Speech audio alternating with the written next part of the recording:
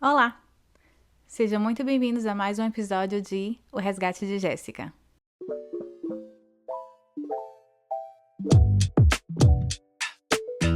No episódio de hoje, eu decidi tentar ser um pouco mais estruturada, ter uma estrutura melhor para poder conversar com vocês. Eu senti que no primeiro episódio eu tava um pouco assim, apenas falando. E eu gosto, né, de falar, obviamente. Mas eu sinto que para facilitar um pouco essa questão de estrutura, eu prefiro ter um pouquinho de uma direção. Então hoje eu decidi falar com vocês sobre um tópico que eu meio que abordei no episódio de apresentação também, que é sobre a psicoeducação. Então hoje eu vou falar sobre 5 viradas de chave que eu tive na terapia que me levaram ao autoconhecimento. Vamos lá? Primeiro de tudo, né? Como eu exemplifiquei um pouco já anteriormente, o jeito que eu funciono e essa minha forma não significa que para todo mundo é assim. Inclusive, eu vejo muita gente que, como eu falei, conseguem chegar né, conseguem se aprofundar no autoconhecimento por outras vias. E eu acho isso lindo, acho maravilhoso. Mas, como eu expliquei, não foi o meu caso. E porque não foi o meu caso, eu acredito que tem muita gente que, assim como eu, talvez encontre essa barreira, né, através de outras formas. E talvez a chave para essas pessoas seja a mesma chave que serviu para mim, que foi a do conhecimento, como eu falei para vocês, porque essa é a forma como eu estou acostumada. E porque eu estava acostumada e consegui chegar nesse lugar, eu hoje consigo seguir por outras vias, sabe? Eu consigo hoje ter a mente mais aberta para poder mergulhar em coisas que antes eu não mergulharia, porque hoje eu já tenho essa experiência do conhecimento. Então não é que para tudo hoje eu preciso do fato científico, não, mas foi a porta, né? Foi a chave que abriu a porta para o autoconhecimento para mim. E aí, porque hoje eu já estou dentro do autoconhecimento, eu consigo acessar ele de outras formas que não mais pela via do conhecimento. Mas o conhecimento foi a via que me trouxe até aqui. Então, por isso que eu quero deixar assim muito bem, quando possível, eu quero sempre tentar trazer essa parte dos dados, das estatísticas, dos números, da parte científica, porque é o que foi a chave para mim e eu acredito que possa ser a chave para muitas pessoas. E aí, falando de chave, a primeira chave, né, falando nesse contexto terapêutico, no contexto clínico, né, de terapia, eu faço terapia religiosamente, eu diria, desde 2020, quase 5 anos, né? E no começo eu fazia por conta mesmo de ver outras pessoas fazendo e várias pessoas comentando, nossa, muda minha vida, isso, aquilo. Então eu procurei por isso. Eu falei, nossa, deve ser muito massa, né? Eu vou fazer terapia porque vai mudar minha vida também. Eu vou ter vários insights, vou ter várias viradas de chave. E no começo, isso não aconteceu. Então, eu tava fazendo terapia, meio que me forçando, porque eu falei, não, terapia funciona, vamos, Jéssica, você consegue, e tal. E não tava funcionando pra mim, dentro desse contexto de apenas conversar. E não que toda terapia existem várias abordagens, mas a que eu tava fazendo na época. Então, era a conversa e tal. E era a mesma até a abordagem, né? Eu comecei com a abordagem TCC e depois eu fui pra TCC também, mas com uma outra psicóloga. E aí o que mudou, né? Sendo a mesma abordagem, mas dentro da mesma abordagem eu já tive uma mudança significativa. Que hoje, na época, não tinha o nome, mas hoje eu sei que foi a psicoeducação. O que seria então a psicoeducação? A psicoeducação é quando você tem acesso à parte mesmo de como as coisas funcionam. Então, por exemplo, uma pessoa chega na terapia e aí essa pessoa estava contando Por exemplo, que lá pros seus 2, 3 aninhos e tal, ela tem essa memória de como o primeiro dia de aula foi horrível, porque a mãe chegou lá e deixou ela, e ela chorou, e como foi difícil, como que ela era uma criança, né, muito dramática, porque ela chorava e não queria deixar a mãe ir, mas a mãe tinha que trabalhar, ela tinha que entender, porque a mãe tem que trabalhar e etc. Aqui a gente está falando uma pessoa adulta contando o seu próprio relato da infância dessa forma, né? O que acontece muito, a gente às vezes se justifica. A gente racionaliza o que a gente sentiu, mas a gente só consegue racionalizar hoje porque a gente é adulto. Então hoje a gente sabe, não, isso teve a acontecer porque minha mãe teve que trabalhar por conta disso, por conta daquilo outro. Mas na infância, você não tá ciente disso. Aí que vem, então, no caso, o exemplo que eu queria dar da psicoeducação. Numa terapia convencional, não necessariamente convencional, como eu falei, que tem várias abordagens, mas no contexto em que é muito nesse lugar de fala, o psicólogo, ele vai falar, nossa, como eu imagino, você deve ter se sentido tão assim, acessado, como que você se sentiu, me fale mais sobre isso, nossa, e tal. Vai mais meio que validar esse sentimento e etc. Num contexto que foi o que serviu pra mim, que eu falei que foi o que abriu minhas portas, é quando você precisa da psicoeducação, que é o meu caso, né? Como eu falei desde o começo, preciso de conhecimento, preciso de lógica, preciso de dados, preciso de conhecimento científico. A psicoeducação, ela vem desse contexto em que o psicólogo, ele vai te explicar o que está acontecendo. Então, esse psicólogo, ele já vai falar, nossa, 3 anos, né? 3 anos, realmente, o cérebro dessa criança ainda não está desenvolvido. Então, a parte que é responsável por racionalizar, por realmente entender que sua mãe ia voltar, que ela não estava te abandonando, ela ainda não está 100% desenvolvida. E então você realmente sente no seu corpo como se você estivesse sendo abandonado. E o seu sistema límbico, ele tá, então, ali super ativo naquele momento, né? Que é esse sistema responsável pelas emoções e etc.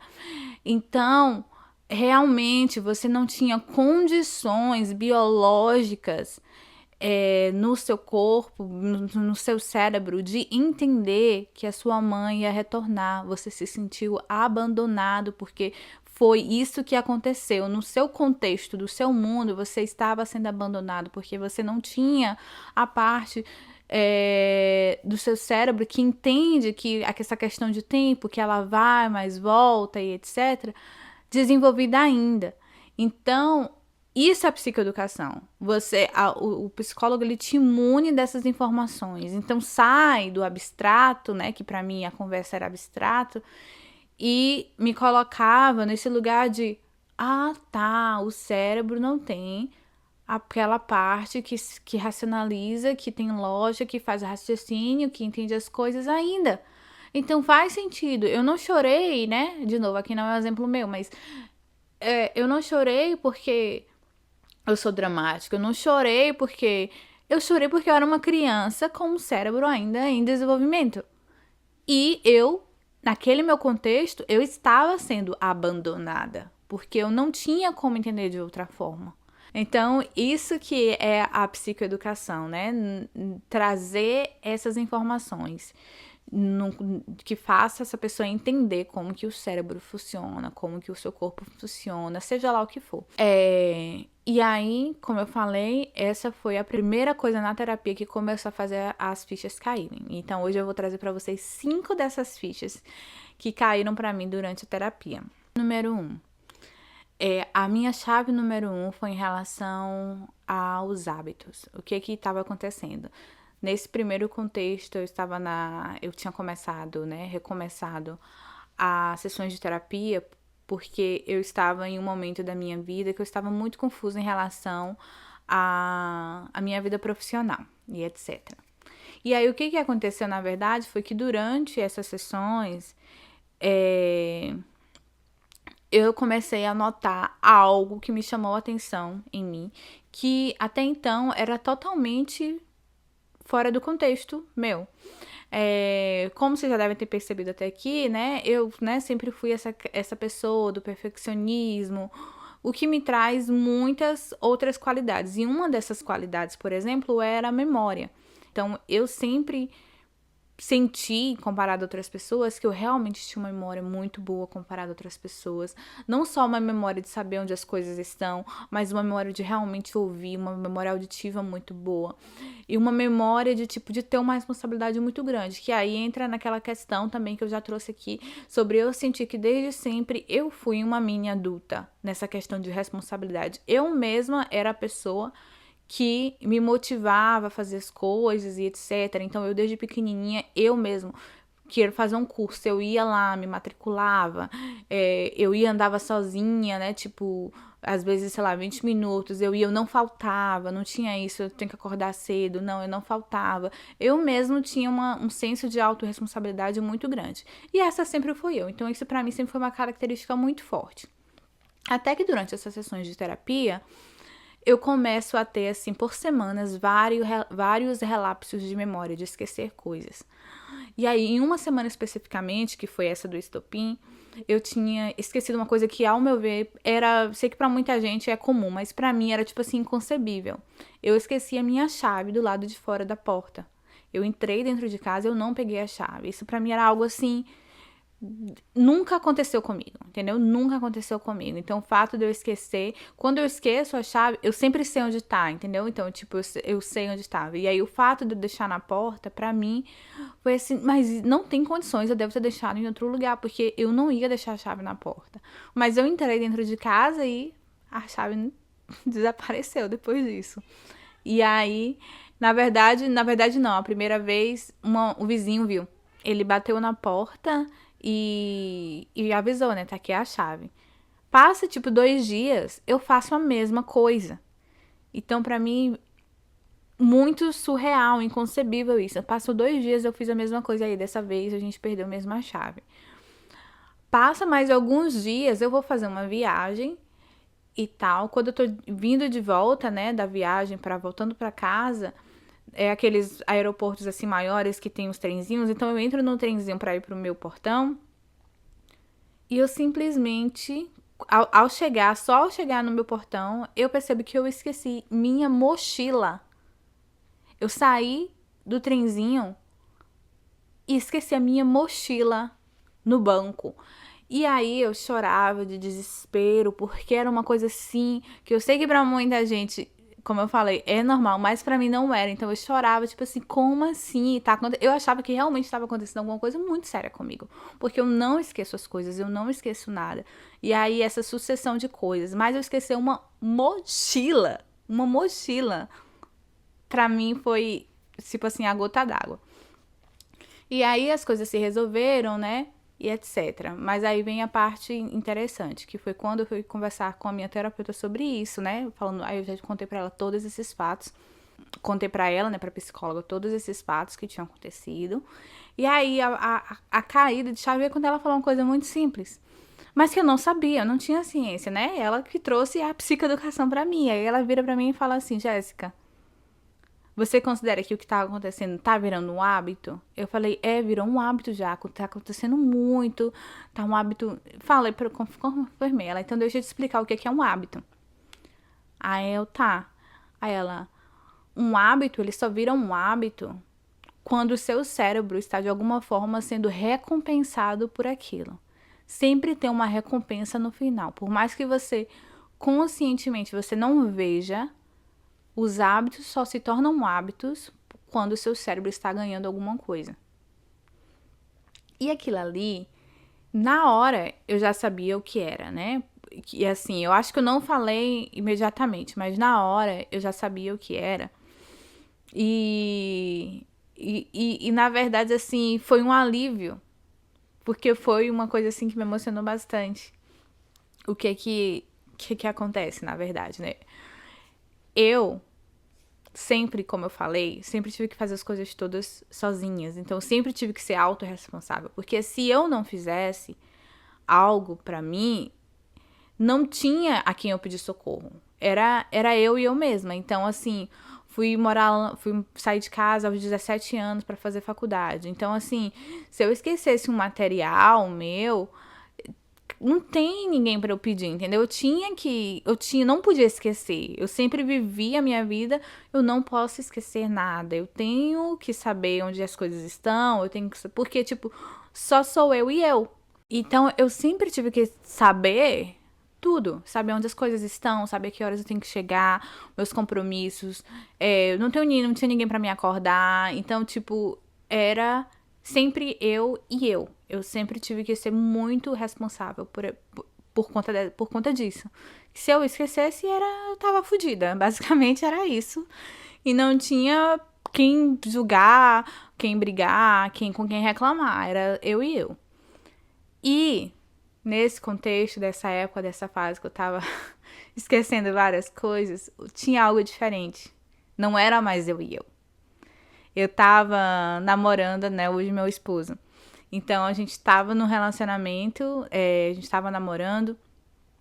E na hora que ela falou isso, eu já sabia. Pela primeira vez eu tenho com quem contar. Então, quando, né, eu perdi a chave, eu falei, amor, perdi a chave, não acredito, não sei o quê. Ele, não, amanhã a gente vai lá, vamos levar o carro, a gente troca a chave, o importante é só o carro, da porta a gente pede pro pessoal, que a gente morava no condomínio, né, da porta a gente fala com o pessoal, eles trocam. Então, ele resolveu tudo. Quando aconteceu da mochila, eu fiquei frustrada, obviamente, né, liguei reclamando, não consegui ir pro mesmo dia, mas ele já viu que eu tava estressada, e ele mesmo, não, vou aqui reservar um hotel pra você, tem um hotel aí perto do aeroporto mesmo, fica aí, já comprei sua passagem, amanhã você vem de manhã, não sei o quê. E isso, né, enquanto, né, eu tava muito focada, tentando resolver esse problema do esquecimento, mas ao mesmo tempo, quando eu entendi, né, e eu mesma fiz essa associação de qual era a recompensa que meu cérebro tava ganhando, foi um alívio. Porque um alívio e ao mesmo tempo uma sensação de felicidade. Então, o meu problema, na verdade, eu até nem foquei mais nele na terapia, porque eu falei, não, isso aqui tá tranquilo, entendeu? Porque eu entendi que, na verdade, o que meu cérebro tava buscando era essa recompensa de saber: tem alguém que cuida de você. Você não precisa dar conta de tudo sozinha. Tem alguém cuidando de você, tem alguém que você pode contar. Tá tudo bem se você esqueceu alguma coisa. Tá tudo bem. Você não precisa de dar conta 100% de tudo o tempo todo. Tá tudo bem se às vezes você ser relapsa, ser distraída, se esquecer, porque você não tá mais sozinha. Tem alguém cuidando de você também. E só de eu entender isso, porque talvez se eu não tivesse entendido, as coisas iam continuar do jeito que estavam, eu ia continuar esquecendo, né, tal. Mas quando você entende o porquê das coisas, aquilo ali já te dá uma munição, né? Já te deixa munido. E só o fato de eu saber que era assim que as coisas funcionavam, né? Aquilo ali já me dá autonomia. E aí até que eu nem tava esquecendo mais de nada. Mas assim, o fato de eu saber que me deu essa autonomia. Porque senão eu ia ficar perdida que nem uma barata tonta, tentando entender o que estava acontecendo. Talvez esquecendo até mais coisas, porque eu tava achando que eu tava, né, com algum problema mesmo, assim, sei lá, alguma doença e etc. Então, quando você toma rédea da situação, eu respiro. Então, eu sei por que isso tá acontecendo. E não é um motivo ruim, cara. É um motivo muito bom. Você tá se permitindo, seu cérebro tá conseguindo descansar depois de quase 30 anos. Então, vamos deixar, né? Vou continuar focada aqui, não esquecer nada, etc. Mas sabendo que eu não preciso dar conta de tudo o tempo todo, 24 horas por dia, entendeu? Tá tudo bem, porque eu não tô mais sozinha. E agora vamos para a chave número 2. A chave número 2, ela também precisa de um pouco de contexto. Eu comentei também já um pouco sobre essa questão da minha ansiedade em relação à morte. E isso sempre foi algo muito cotidiano. Eu não sentia que era um problema, até eu perceber que quando eu falava sobre isso com as pessoas, algumas pessoas ficavam meio assustadas. Eu achava engraçado, mas algumas pessoas ficavam meio assustadas, porque assim, eu sempre, desde que eu me entendo assim por gente, né? Eu sempre tive essa questão desse receio da morte, ficar pensando. E ao ponto de ser, ao meu ver, engraçado. Mas um medo real. Então, se é um medo real, não é tão engraçado assim. Então, vou dar uns exemplos. Por exemplo, durante qualquer atividade do meu dia a dia, eu tô avaliando possíveis jeitos de que eu possa morrer para que eu possa evitá-los. Então, meu cérebro tá sempre observando isso. Então, às vezes, por exemplo, digamos, eu tô tomando um banho. Eu tô tomando um banho. E aí, quando eu saio, eu vejo uma poça no chão. Aquilo ali eu fico, eita, imagine só. Na hora eu já penso, meu cérebro já tá pensando, imagine só se tivesse caído, tivesse batido aqui, escorregado. Aí minha cabeça aqui mais ou menos ia bater naquele ângulo ali. Aí eu ia ter uma convulsão, alguém não ia me ver. Quando eu morava sozinha isso acontecia mais ainda, né? Porque eu pensava, meu Deus, se eu morrer nesse apartamento aqui, as pessoas só vão dar conta de mim. Tipo, eu pensava, se eu morrer sexta-feira, se eu morrer sexta-feira, não posso morrer sexta-feira. Porque se eu morrer sexta-feira, as pessoas só vão dar conta de mim na segunda. Porque eu morava sozinha, né? Então, tipo, não tem ninguém assim que eu fale cotidianamente todos os dias. Então, eu achava que as pessoas só iam perceber realmente Jéssica morreu quando eu não fosse trabalhar na segunda. E aí ia gerar preocupação. E aí, mas eu sempre pensei assim. Então, um dos relatos que eu tava trazendo pra minha terapeuta uma vez, de como eu tenho esses pensamentos aleatórios. E aí, eu dei um exemplo pra ela de como que, por exemplo, às vezes eu tô dirigindo de boa, aí tá um ventinho gostoso, eu abro a janela e tal. E do nada eu vejo um carro vindo, aí eu fico pensando se aquele carro te jogar algum saco plástico do outro lado, aí vem na minha direção, bota no meu rosto, aí eu não enxergo, faço uma barbeiragem e eu caio aqui na ponte. Eu fico pensando nessas coisas o tempo todo. Aí eu na hora eu já. Só que isso é muito rápido. Vem um pensamento, eita, já começa a fechar, entendeu? A janela. Ou então alguém joga alguma coisa, bate de um jeito estranho, que aí eu já morro ali mesmo. Sei lá. Então eu tenho esses pensamentos o tempo todo, que até então eu achava que era só, sabe aquelas coisas que o pessoal posta no Facebook falando, ai, às vezes tô passando na ponte e tenho vontade de jogar o celular, assim. Eu achava que era engraçado, tipo isso. Porque eu sempre sentia, então eu achava, todo mundo tem esses pensamentos intrusivos, né? De morte o tempo todo. E aí, só que aí começou com uma certa idade, acho que os 30, né? Os 30 começa a mudar várias coisas. Eu comecei a me questionar sobre esses pensamentos e aí eu trouxe isso pra terapia. E aí foram várias sessões, como né, nada foi imediatista. Foram várias sessões, a gente falando sobre isso e tal. Até que um dia ela me pergunta, ela já sabia, né, do falecimento do meu pai, que faleceu quando eu tinha 7 anos, e aí ela me perguntou, e como foi nessa época, quando você soube que seu pai morreu? Ela não precisou nem me perguntar nada mais. Foi só isso aí. Quando ela perguntou, a minha ficha caiu. Porque, na verdade, a morte do meu pai, ela não foi contada. Eu descobri. Assim, contaram que ele tinha sofrido um acidente, etc. Mas não falaram que ele morreu. Então, a gente, né, eu e minha irmã, a gente foi ao velório, sem saber, só que minha irmã era mais nova. Então, eu já tinha um pouco, né, desse... eu já conseguia entender algumas coisas melhor. Ela, por exemplo, ela fala que nem lembra. Eu já consegui entender algumas coisas melhor nesse contexto. Então, eu lembro muito nitidamente de eu fazer aquilo de, tipo, de raciocinar. E eu chegar, tipo, no velório, ele não tava lá, né? Mas eu senti falta dele. E aí eu lembrar que, tipo, mais cedo eu tinha visto alguém chorando. E aí de lá na casa, na minha casa, eu via pessoas que eu não via cotidianamente. Pessoas que vieram de longe e tal. E aí, quando eu fui colocando, né, somando, eu lembro que foi, acho que talvez na minha vida, o primeiro momento que eu tive aquele insight, né, uma ideia conecta com outra ideia, que conecta com outra ideia, e aí você tem esse momento de ahá. Eu lembro de me sentir muito assim, com 7 anos. E aí eu vou e confirmo. Aí eu já confirmo, assim, pra minha prima, eu pergunto assim, pra ela, né, meu pai morreu? E ela confirma, assim, tipo, ela balança a cabeça e aí chora e tal.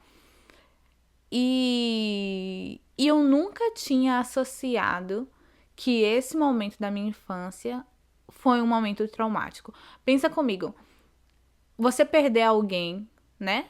perder um dos seus cuidadores primários nessa idade já é uma coisa com potencial muito traumático, né? Tá, inclusive, lá na lista dos ACEs, que eu comentei no episódio anterior.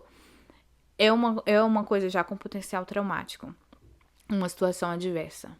E quando você junta com o fato de que você não teve um preparo emocional para receber essa notícia, eu hoje não consigo nem imaginar. Não sei como eu dei conta daquilo. Na verdade, não dei, né? Na verdade, não dei conta, porque tô aqui com 30 anos ainda, tentando processar essa questão sobre morte, sobre morrer e tal.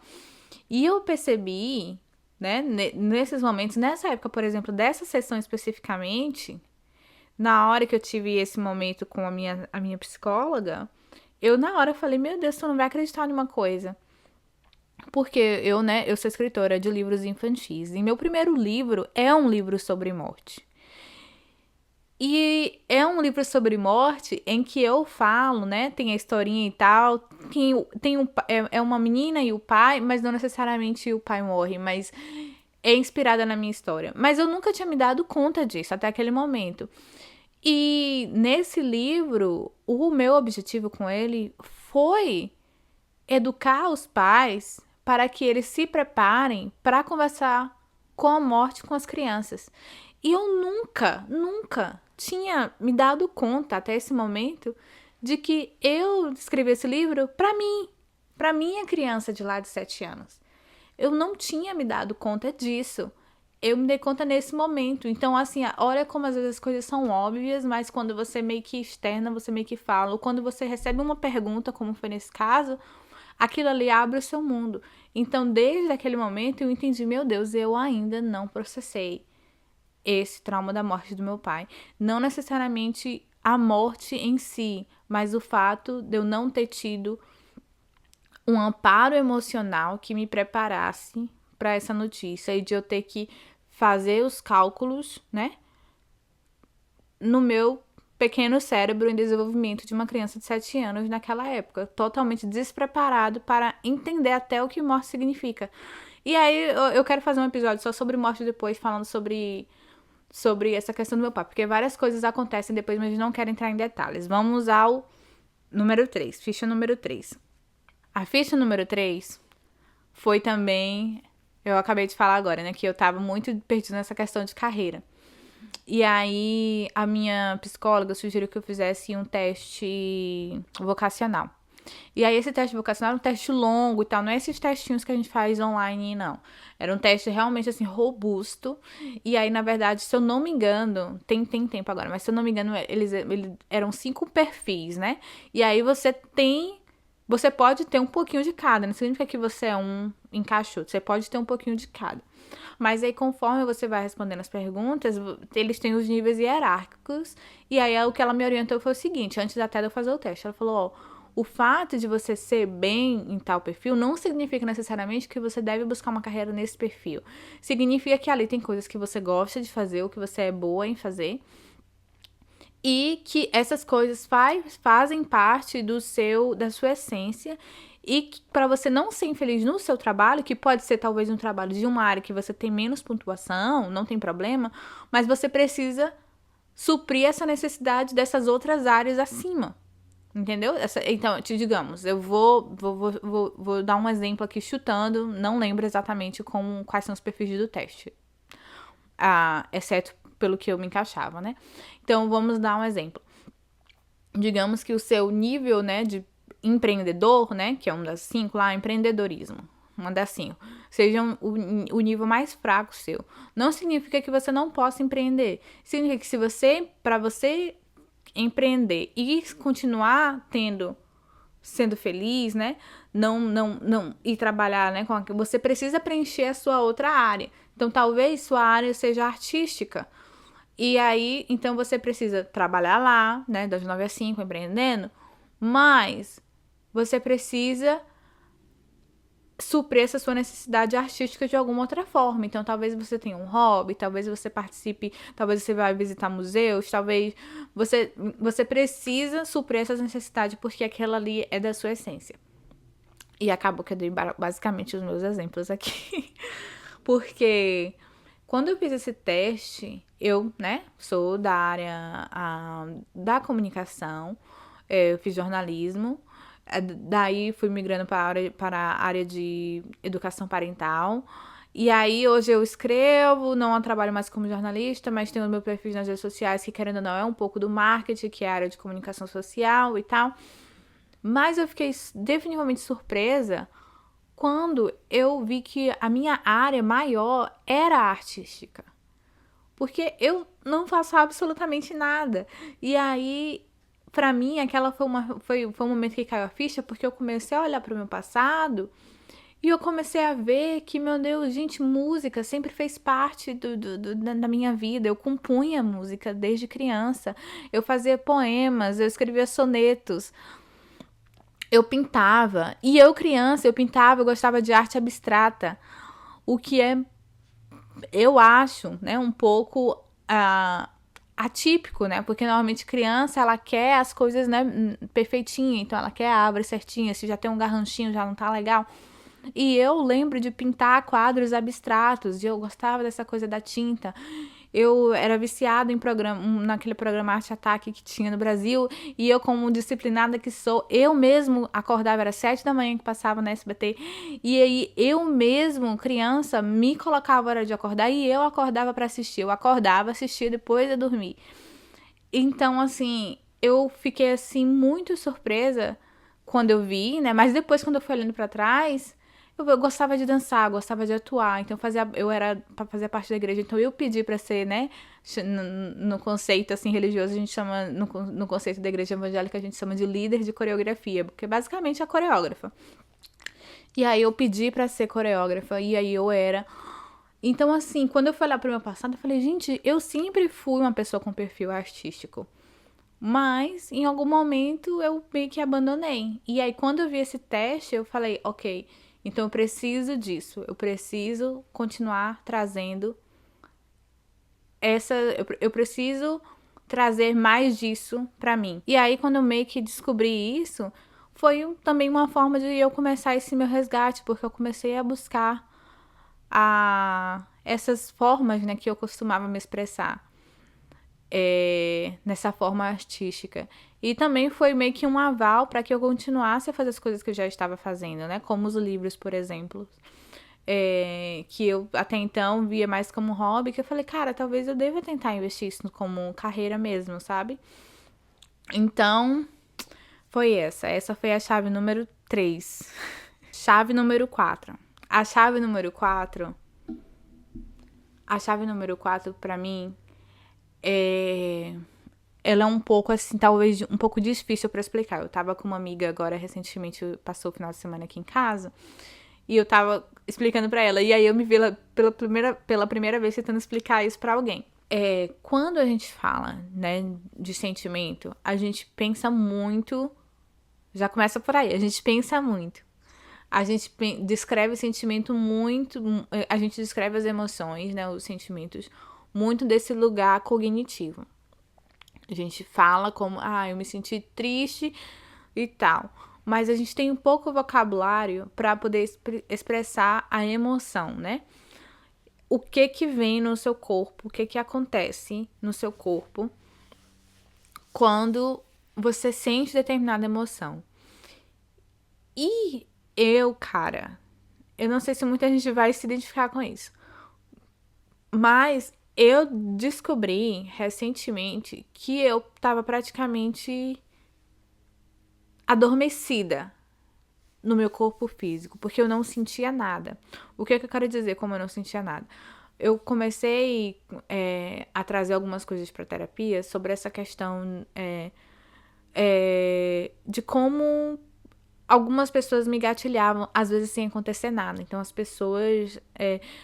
às vezes eu conheci uma pessoa recentemente e eu sentia como se eu não gostasse dela, né? Por algum motivo. E então, o que eu quero dizer com isso, né? Por exemplo, quando a gente pensa em chorar, né? A gente imagina lágrimas. Mas o que mais acontece no seu corpo? Tem muitas outras coisas. Então, quando eu comecei a estudar também inteligência emocional, que aí a gente vai descobrindo que a gente, enquanto sociedade, a gente é praticamente, no geral, nós somos todos analfabetos emocionais. Eu tinha muita dificuldade de tentar entender. E aí eu fui trazendo isso pra terapia, a psicóloga, né, na verdade, que foi me dando um pouquinho de munição pra isso. E até que um dia que eu tava contando um relato, né, que tava acontecendo de uma pessoa e tal. E aí ela perguntou: o que é que você sente? Aí eu falei: eu não sei. Ela falou: ó, as emoções básicas são essas, né? São 5 emoções: medo, amor, raiva, alegria e nojo. São as 5 emoções básicas. Todas as outras a gente vai derivar, né, dessas básicas. Então, por exemplo, só para dar um exemplo, ansiedade. O que é basicamente? Medo. É um medo, né? Então, a emoção básica da ansiedade é um medo. É um medo projetado no futuro. E aí, eu não estava conseguindo identificar o que era, né? O que era que eu estava sentindo. E aí ela falou: eu quero que da próxima vez que você vê essa pessoa, você tente prestar atenção no seu corpo. O que você sente no seu corpo. E aí eu tomei um susto. Porque quando aconteceu isso, de eu ver essa pessoa de novo, o meu coração meio que deu um solavanco, assim. E deu uma batida, assim, diferente, né? Como se fosse uma batida fora do ritmo. Tava assim. E aí meio que sobressalta, né? E aí eu tentando descrever pra ela. E a parte mais surreal pra mim foi porque quando eu senti isso, eu tomei um susto. Eu falei: gente do céu, meu coração bate, tem hora que bate diferente. Eu tô prestando atenção agora, eu nunca senti. Eu sabia que eu tava com desconforto com aquela pessoa, de ver aquela pessoa, mas eu não conseguia entender que algo no meu corpo acontecia isso. E aí, conversando com ela, a gente chegou que a raiz dessa emoção era o medo. Eu estava com medo. E aí a gente começa, né? Mas com medo por quê? Eu estava no ambiente seguro, era um ambiente de trabalho. Estava no ambiente seguro, no ambiente de trabalho, várias pessoas. Sei que nada, raciocinando, sei que nada vai acontecer comigo. Sei que essa pessoa não está me oferecendo nenhum perigo, efetivamente. Por que eu estou com medo dela? E aí, na raiz de tudo, a gente foi ver que na raiz de tudo a gente foi ver que, na verdade, era porque tinha alguma expressão que eu ainda não consigo identificar, mas tinha alguma expressão que essa pessoa fazia que me engatilhava uma pessoa do meu passado. E por isso eu sentia esse medo. Um medo de saber que ela estava ali pra me observar e me julgar. E aqui julgar não necessariamente no sentido ruim, mas me julgar no sentido de estar me avaliando, entendeu? E era muito, muito gatilho pra mim isso. E por isso esse medo, porque o meu corpo entendia aquela expressão que ela estava fazendo, né, aquele movimento que ela estava fazendo de ameaça ao meu corpo, porque era o que estava enraizado em mim devido a essa memória do meu passado. E mas voltando, basicamente, esse é só um exemplo, mas voltando, essa questão de você sentir o que está acontecendo no seu corpo, para mim abriu portas. Foi assim, um portal, porque eu comecei a observar que, gente, a gente tem um corpo e esse corpo sente coisas. E se a gente prestar atenção, a gente consegue prever coisas. Eu não sei se isso é claro para todo mundo, eu não sei se todo mundo acha isso óbvio, mas eu achei isso surreal, assim, porque eu não sentia. E eu agora, recentemente, isso tem umas 2 semanas, eu senti fisicamente, né, no meu corpo, pela primeira vez, a raiva. E foi engraçado porque a raiva estava vindo, na verdade, eu comecei a observar algumas coisas, e aí quando a raiva chegou, o meu rosto esquentou. Eu senti a temperatura do meu rosto só. Eu senti a temperatura do meu rosto subindo. Eu tenho certeza que se tivesse assim um termômetro, você ia ver, tipo, a gente pudesse medir antes e depois. Eu senti muito, assim. Eu nem sei como explicar, tipo, aquela coisa assim, como se tivesse vindo, né? Como se fosse uma água vindo. E aí, esquentando, assim, a frente do meu rosto. Acho que talvez, assim, esse aqui já é fonte e voz da minha cabeça.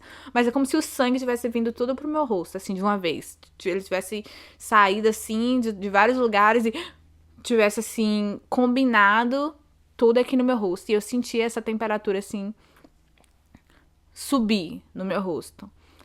Isso, eu já senti raiva várias vezes na minha vida, né? Desde criança eu já senti raiva. Mas eu nunca tinha observado que a gente tem sintomas físicos no nosso corpo que mostram pra gente o que a gente tá sentindo, que deixam claro o que a gente tá sentindo. E pra mim, isso foi um portal assim surreal, porque agora eu meio que consigo antecipar. Então, conforme você vai se observando, você vai prestando atenção, nossa, senti isso, senti aquilo, tô sentindo esse desconforto, tô sentindo um calor aqui, tô sentindo. Isso vai te mostrando padrões, primeiramente, né? E o mais importante, você consegue, como se estivesse lendo o futuro. Vou dar um exemplo. Eu antes, sem saber disso. Às vezes eu passei um dia, tal, né? Eu vou começar do fim. Teve um dia que aconteceu XYZ. Quando eu cheguei em casa, digamos, eu tava esperando, tava com muita fome. E aí, quando eu chego em casa, não tem comida. Aí eu começo a brigar com meu esposo, porque como assim? Ele tava em casa, ele não fez comida, e agora eu tô com fome. E aí eu começo a brigar com ele, e aí a gente começa a ter uma discussão, assim, tipo, quilométrica, gigante, sobre como ele não gosta de mim, como ele não cuida de mim, como assim que ele não fez a comida, e ele não se importa, nananana. E a gente começa a ter essa briga, e aí ele briga, vamos começar, né? E tal. Então aí a Jéssica, na Jéssica anterior, o que é que ela ia chegar? Ela ia chegar achando que ela tava com raiva. Ela ia achar que ela ficou com raiva porque o marido não fez comida pra ela. Era isso que ela ia achar. Como assim? Cheguei do trabalho, você não fez comida pra mim, tal. Eu ia achar esse que foi o motivo da briga e pronto. A Jéssica hoje que se observa, ela ao sair de manhã, por exemplo, ela se tocou que ela tava cansada, porque ela não dormiu bem. Aí a Jéssica foi trabalhar, chegando lá, teve muito estresse no trabalho. Então ela ficou muito estressada, se estressou, brigou, etc. Aí era pra ela almoçar em X horário, mas ela não almoçou porque ela teve que fazer outras coisas e tal. Aí quando ela vinha, pegou o carro pra voltar pra casa, passou um cara dirigindo super grosseiramente e meio que atravessou ela, ela tomou um susto e tal. E aí, quando ela abre a porta, que chega em casa, ela vê que tá com fome. E tudo que ela queria era a comida dela na mesa. E não tem comida. E aí ela começa a brigar porque não tem comida pronta. Mas, na verdade, tudo isso aconteceu. Então, não é na verdade que você não deveria ficar estressado porque a comida tá pronta. Você pode ficar estressado porque a comida tá pronta. Mas, assim, você quando eu começo a me autoavaliar, eu percebo que, na verdade, o motivo de eu estar jogando naquela pessoa, desbravejando aquilo ali, vem de várias outras coisas que aconteceram durante o dia. Não necessariamente aquilo ali. Aquilo ali foi basicamente o estopim, a gota d'água. Então, foi o que me fez jogar aquilo ali em cima. E também porque normalmente a gente vai jogar pra cima das pessoas que estão mais conectadas com a gente, as pessoas que a gente se sente livre pra fazer isso. Porque talvez eu não quis estressar no trabalho e falar lá, porque eu tô cansada, não sei o que, não, porque senão a gente perde emprego, pô. Então a gente se controla. Talvez não quis falar lá com o cara do trânsito, que ele me cortou, não quis falar nada, porque, tipo, eu falei, não tem nem como, o cara já tá indo ali, uma vacilão, o máximo que eu posso fazer, não abusar nada e tal.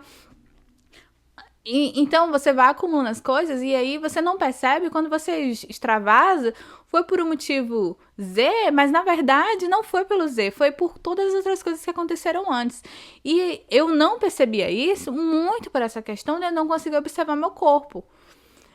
E aí hoje eu tô melhorando, tem muita coisa para melhorar, mas eu percebo que o fato de eu conseguir entender que eu tenho um corpo que me dá sinais do que tá acontecendo comigo, que me mostra, me dá, de novo, essa posição de ter as rédeas da situação. Porque aí eu olho, eu tive um dia ruim no trabalho, eu já chego em casa sabendo, eita, tive um dia ruim no trabalho, então eu vou estar mais propensa a reclamar de coisas, vou estar mais propensa a ver coisas que talvez não iam passar despercebidas no dia bom. E isso é tão claro pra gente, porque quando a gente faz ao contrário, a mesma coisa acontece. Então, às vezes, por exemplo, você teve um dia maravilhoso, você chegou no trabalho, teve sua apresentação, todo mundo aplaudiu, seu chefe foi, te deu um aumento, ou sei lá, você foi promovido. Aí quando você sai, você encontra aquela sua melhor amiga de infância, e vocês dois conversam, tomam um café.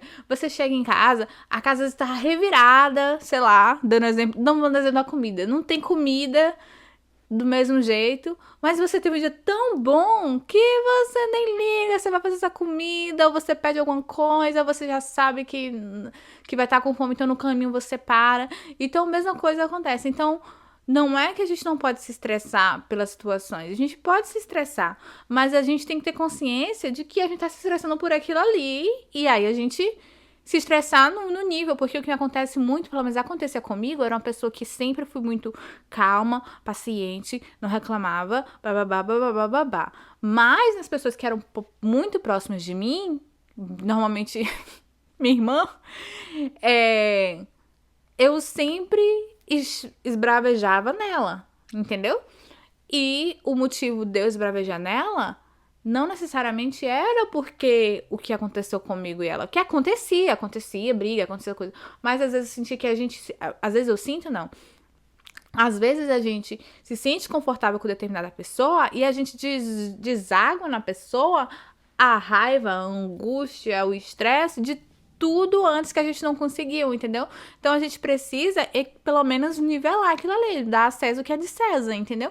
Então, você tá estressado por isso, vamos discutir sobre isso, mas a gente não vai aumentar o nível pra descontar a raiva que a gente tá de outras pessoas, de outras coisas, o estresse que a gente tá de outros eventos anteriores que nada tem a ver com aquela situação ali.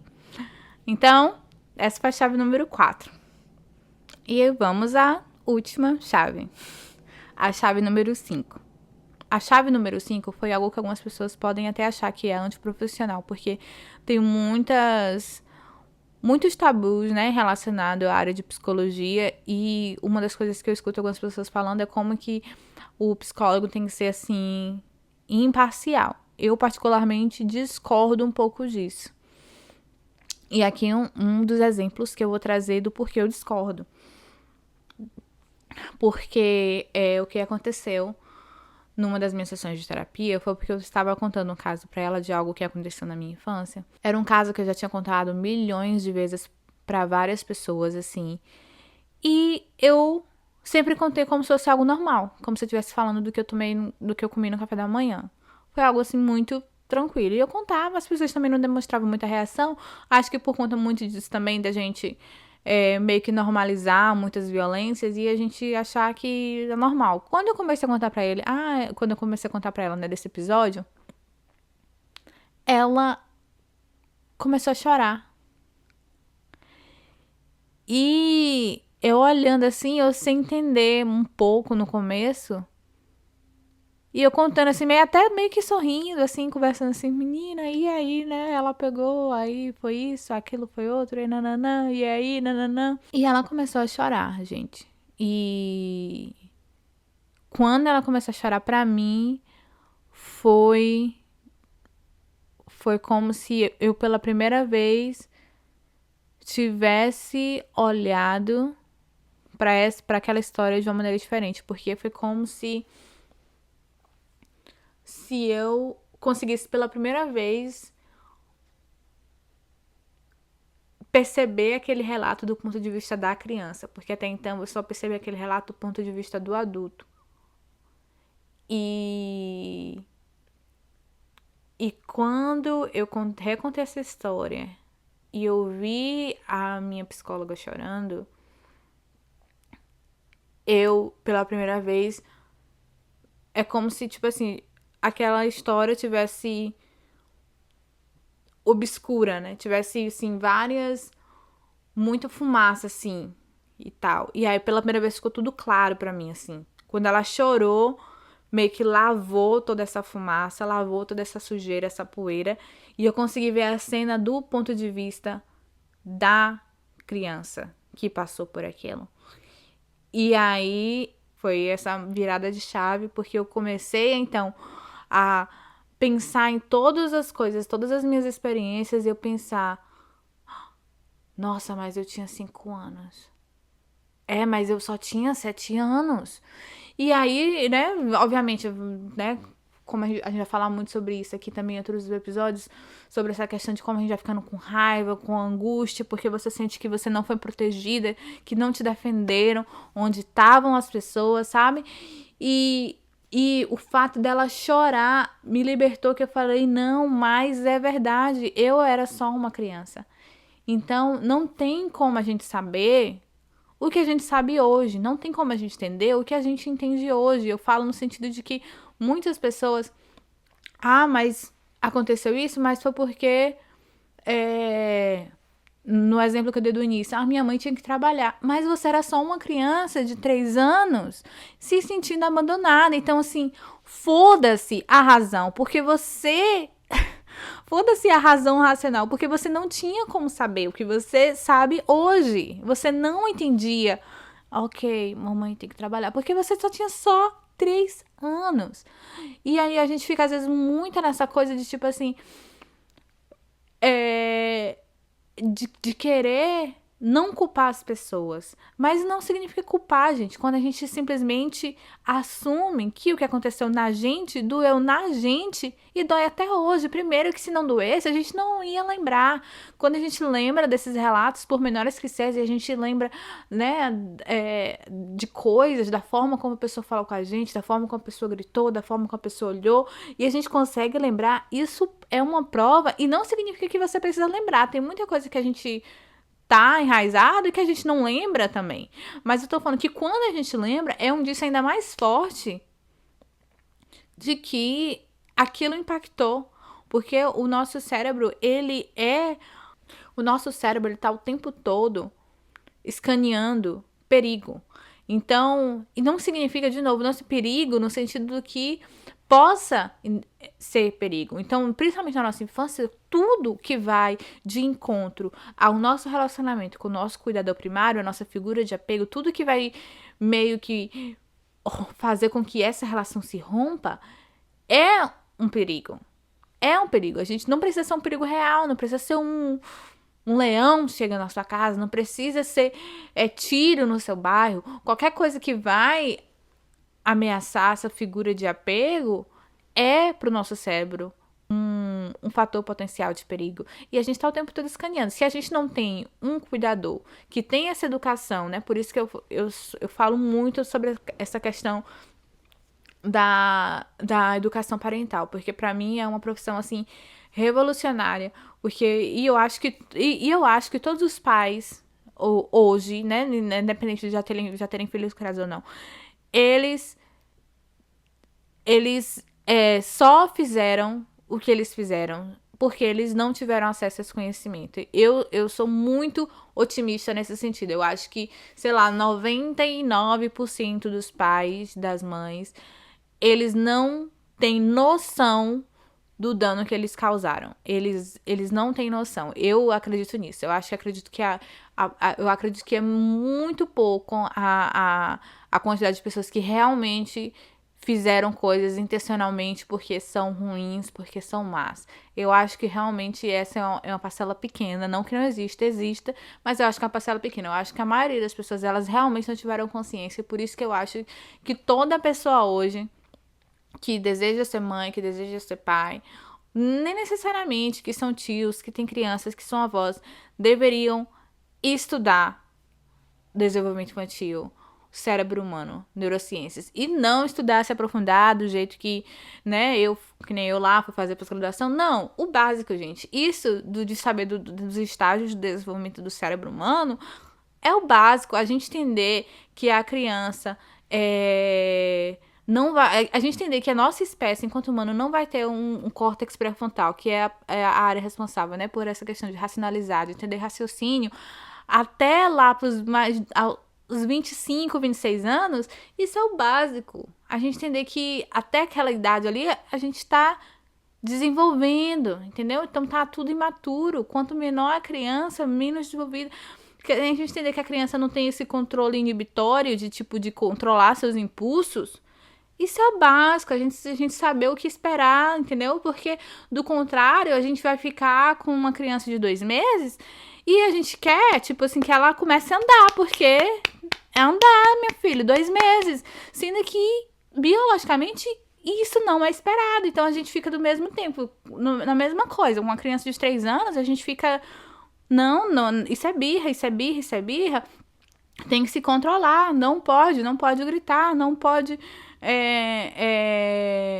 chorar quando eu saio, não pode chorar quando eu te deixo na escola. Que expectativa irreal é essa? É a mesma coisa a gente tá esperando que um bebê de 2 meses comece a andar e a falar. É a mesma coisa, olhando pelo ponto de vista de desenvolvimento. Mas me perdi no que eu estava falando. Mas, basicamente, o que eu quis trazer com essa chave 5 foi sobre como é importante, às vezes, a gente ter alguma reação.